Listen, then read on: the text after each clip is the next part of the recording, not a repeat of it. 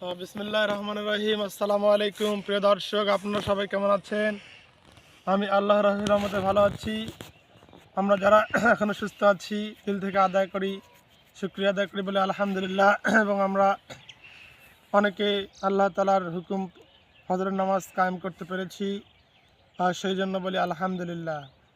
তো প্রিয় দর্শক, আমি এই মুহূর্তে যে স্থানটিতে দাঁড়িয়ে রয়েছি সেটি বাংলাদেশের রংপুর বিভাগের লালমনিরহাট জেলার পাটগ্রাম উপজেলার শ্রীরামপুর ইউনিয়নের বুড়ির বাড়ি নামক গ্রামে মহল্লায় রয়েছি।